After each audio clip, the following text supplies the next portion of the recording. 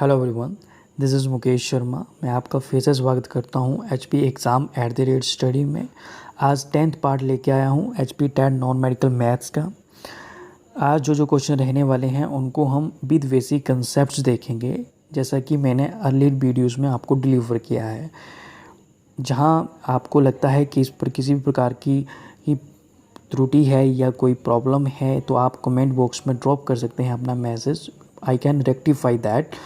Okay, तो let's start with basic concept जो हैं ईच एंड एवरी क्वेश्चंस को देखेंगे। फर्स्ट क्वेश्चन है हमारे पास, the angle of turning during the rotation is called. बोलता है कि एंगल ऑफ टर्निंग को क्या बोला जाएगा जब कोई चीज़ रोटेट करती है। फर्स्ट ऑफ ऑल मेरे को बताइए कि एक होता है रोटेशन, एक होता है रोटेशन, एक होता है रेवोल्यूशन। रोटेशन और रेवोल्यूशन में क्या फ़र्क होता है? रोटेशन कब होता है? जब कोई चीज़ जो है अपनी ही एक्सिस पे घूम रही है। फॉर एग्जांपल ये एक सर्कल है, इसकी एक एक्सिस है जो कि इसके केंद्र से गुजर रही है। यदि ये सर्कल जो है अपनी एक्सिस के विद रिस्पेक्ट घूम रहा है, ठीक है, और रोटेट कर रहा है, इट मीन्स इसको क्या बोलेंगे? रोटेशन। रेवोल्यूशन कब बोलेंगे? जब कोई चीज़ जो है विद रिस्पेक्ट टू अनदर जो है रिवॉल्व करे या घूमे, उसको बोलते हैं रेवोल्यूशन। फॉर एग्जांपल हमें पता है सन के अराउंड, जैसे हमारे पास सन है, दिस इज सन, और सन के अराउंड जो है प्लेनेट्स क्या करते हैं, प्लेनेट्स क्या करते हैं? घूमते रहते हैं। तो ये प्लेनेट जो मैंने मान लिया कि ये मार्स है। इट मीन्स यदि ये मार्स प्लेनेट जो है सन के अराउंड घूम रहा है तो मैं क्या बोल सकता हूँ? Mars is revolving around sun. Okay, तो रोटेशन एंड रेवोल्यूशन में ये ह्यूज डिफरेंस है, ठीक है। और for example in the daily life जब जो अर्थ है हमारी, डे एंड नाइट कैसे होते हैं, ये कैसे तब्दील हो रहे हैं कि डे हो रही है उसके बाद नाइट आ रही है ना, फिर डे आ रहा है। It is only due to rotation of earth. Okay, ठीक है। और जो हमारे सीजन्स हैं, विंटर आ रहा है, समर आ रहा है स्प्रिंग आ रहा है, वसंत ऋतु आ रही है। इट मीन्स ये सभी जो सीजन हैं वो कैसे आ रहे हैं? वो रेवोल्यूशन ऑफ अर्थ आ रहे हैं, ठीक है। ओके, आई होप आप समझे होंगे। जब भी इस क्वेश्चन में पूछा था the angle of turning during the rotation, जब कोई चीज़ रोटेट कर रही है, नॉट रेवोल्यूशन, नॉट रिवॉल्व, तो रोटेशन के टाइम पे कौन सा एंगल बोलेंगे उसको बोलेंगे rotating angle, angle of rotation. I hope आपको रोटेशन और रेवोल्यूशन का ह्यूज डिफरेंस पता लगा होगा। ओके, नेक्स्ट है हमारे पास, each side of a regular polygon is 2.5 centimetre. बोलता है कि ईच साइड रेगुलर पॉलीगन, और हमें पता है, मैंने लास्ट वीडियोस में भी बताया कि पॉलीगन क्या होगा? ऐसी शेप जिसके पास मोर देन 4 साइड्स होंगी। कितने?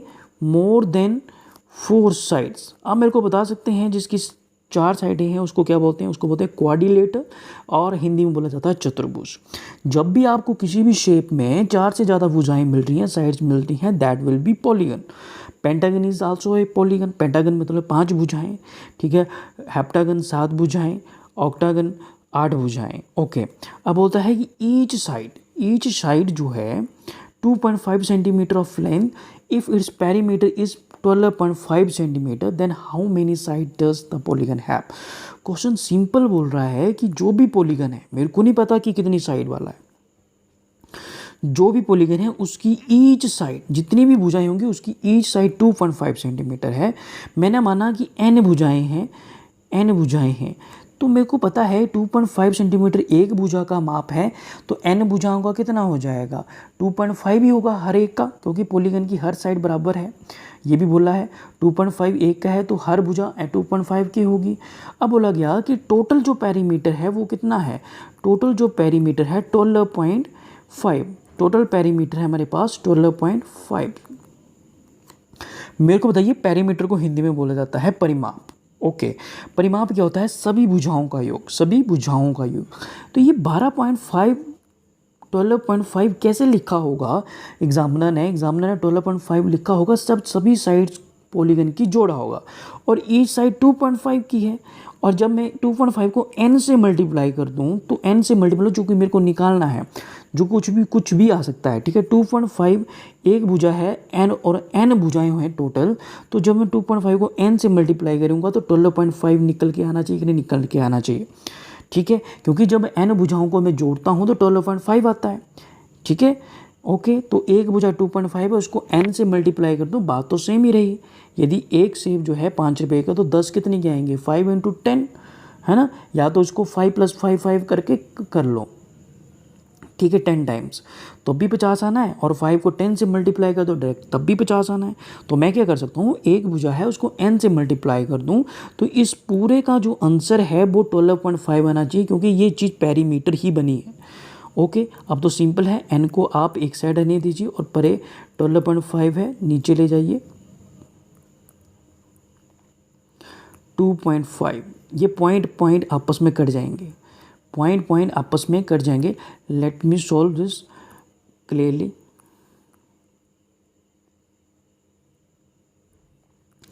12.5 है, नीचे है 2.5। ओके, क्या मैं इसको ऐसे इवेल्युएट कर सकता हूँ, 125/10 लिख सकता हूँ, इंटू 25 तो है ही है, और 25 का जो 10 डेसिमल को हटा के 10 कहाँ जाएगा, ऊपर जाएगा। हमें पता है डिनोमिनेटर और न्यूमिनेटर, अंश और हर, ऊपर वाला और नीचे वाला अंश और हर। तो नीचे वाला जब मैंने 2.5 का मैंने डेसिमल हटाया, तो 10 कहाँ जाएंगे, ऊपर, और 12.5 का डेसिमल हटा के 10 कहाँ आएंगे, नीचे। तो ये 10 और 10 आपस में कर जाएंगे, 25 × 125 होता है, और नंबर ऑफ साइड्स आ जाएंगी n = 5। और जब किसी पॉलीगन की 5 भुजाएं, उसको बोला जाता है पेंटागन। क्या बोला जाता है, pentagon. Next question, the present age of Anu and Raj are in the ratio of 4 and 5। बोलता है कि अनु और राज दो पर्सन हैं, इनकी प्रेजेंट एज के रेशियो दी है 4:5। कितनी दी है, 4:5। ओके, और आगे बोला कि 8 years फ्रॉम नाउ, मतलब अभी वर्तमान में खड़े हैं, और 8 साल इसके बाद the ratio of their age will be 5:6। Find their present age. Simplify करो स्टेटमेंट्स को, ये बोल रहा है कि प्रेजेंट एज, जो वर्तमान आयु है अनुराज की, वो रेशियो है 4:5। यदि 8 साल इसके बाद देखूं, इसी वर्तमान के बाद 8 साल के बाद देखूं, तो अनु और राज की जो रेशो है, एजेस की रेशो है, वो 5:6 हो जाती है। फाइंड द प्रेजेंट एज, मतलब प्रेजेंट एज का मतलब हुआ वर्तमान आयु निकालनी है। तो देखिए, यदि अनु और राज जो हैं अभी 4:5 है, इट मीन्स कि अनु जितने भी साल की होगी अभी, और राज जो है जितने भी साल का होगा, ये इनकी वर्तमान आयु होगी। जब भी आप किसी चीज़ को रेशो में कन्वर्ट करते हैं, रेशो में लिखते हैं, तो हमेशा उसके लिए उसकी एक रेशो की वैल्यू सेम रहती है, ठीक है।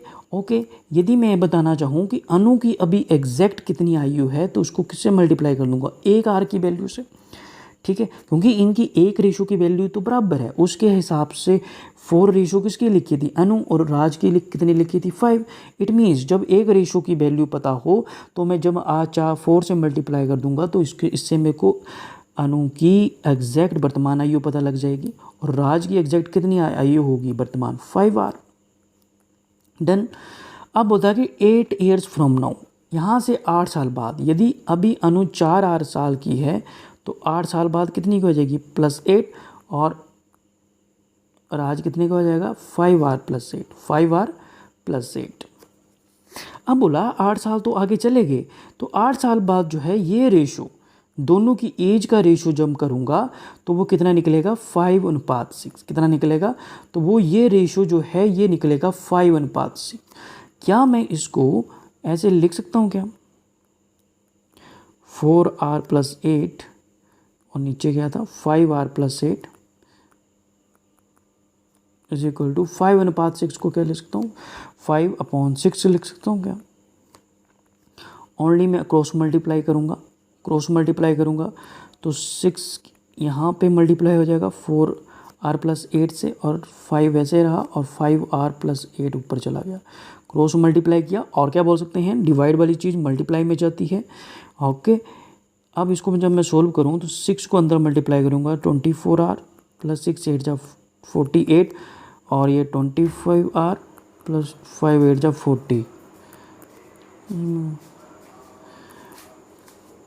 इसको सोल्व करूँ तो 25r, r को मैं एक साइड कर लूँ, तो जब ये 24r पर रह जाएगा, तो माइनस का हो जाएगा। यहाँ 48 है, 40 = के उरे आएगा, तो माइनस का हो जाएगा। 40 - 48 माइनस 40 कितना हुआ, ये बचे 8, और 25 आर में से 24 आर गए, ये बचा आर, मतलब एक आर की वैल्यू मेरे पास 8 है, कितनी है, 8 है। अभी मैंने वर्तमान आयु लिखी थी इनकी आर की फॉर्म में, कितनी लिखी थी, 4 आर और 5 आर, ठीक है। यदि अणु जो है वर्तमान 4 आर की थी तो 4 आर की थी तो इसकी वर्तमान आयु कितनी बन जाएगी, अणु की कितनी बन जाएगी, 4 इंटू 8 कितनी हो जाएगी, 32, कितनी हो जाएगी, 32। और राज की वर्तमान आयु कितनी होगी, 5 इंटू 8, आर की वैल्यू 8 पुट कर दूंगा, 5 8 जा 40। सिंपली इसको फिर से आप समझ लें, जब भी मैं इसको बेसिकली कंसेप्ट कराऊंगा एजिस का तब आपको ज़्यादा समझ आएगा, पर लेकिन इसको समझने की कोशिश करिएगा। अणु और राज की हमें क्या दे रखी थी, रेशो दे रखी थी प्रेजेंट एज की, प्रेजेंट 4:5। जब भी किसी चीज़ को रेशो में कन्वर्ट कर लिखा जाता है तो उनकी एक आर की वैल्यू, एक रेशो की वैल्यू, एक हिस्से की वैल्यू हमें डिफाइंड होती है, ठीक है। तभी उस किसी अणु की हमने 4 हिस्सों में एजेस बताई और राज की 5 हिस्सों में एजेस बताई।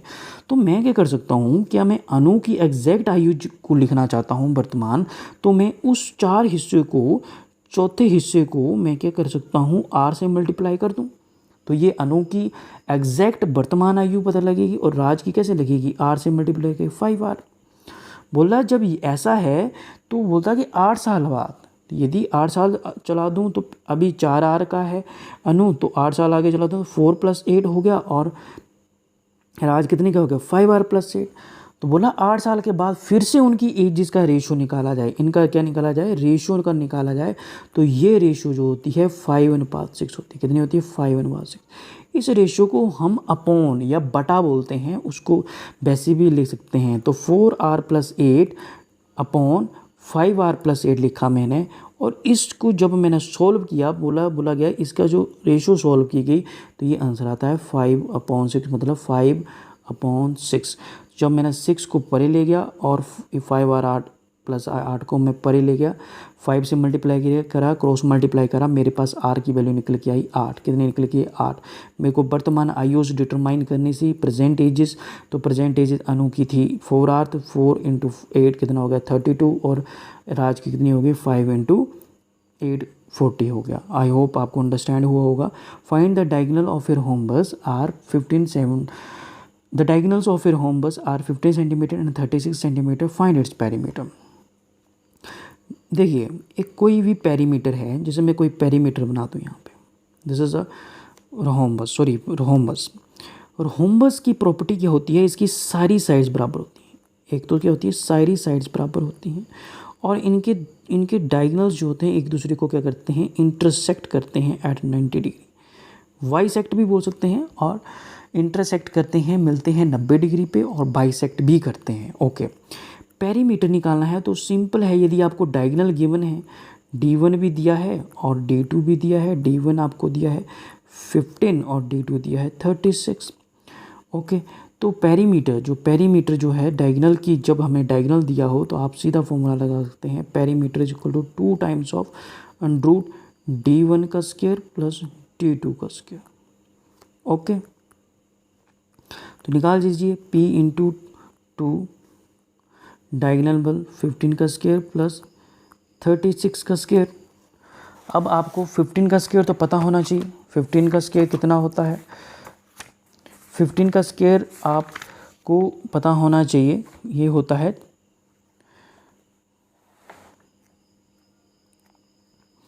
2 to 5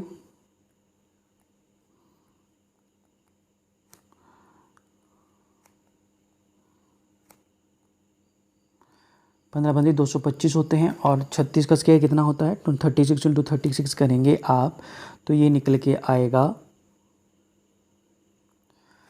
36 का स्क्वायर निकालेंगे, 36 × 36 करेंगे तो ये निकल के आता है हमारे पास 1296। कितना निकल के आता है, 1296। 1296 में जब 225 जोड़ेंगे तो आपके पास आएगा ये 1521। कितना आएगा,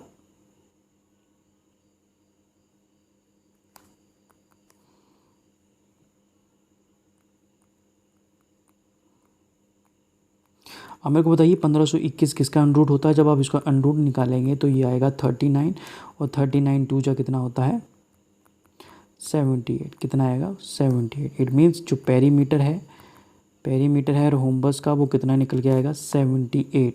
यदि सेंटीमीटर में दिए हैं आपको डायमेंशन तो सेंटीमीटर में, क्योंकि perimeter is a simple distance, तो इसको मैं सेंटीमीटर लिख सकता हूँ।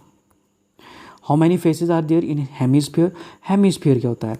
फॉर एग्जांपल हम समझते हैं एक स्फीयर है। स्फीयर एक 3 डिमेंशनल ऑब्जेक्ट होता है, ठीक है, और इसका जो वॉल्यूम होता है वो कितना होता है 4/3 pi r cube, 4/3 pi r cube. अब होता है कि how many faces are in sphere पूछा हो तो कितना होगा।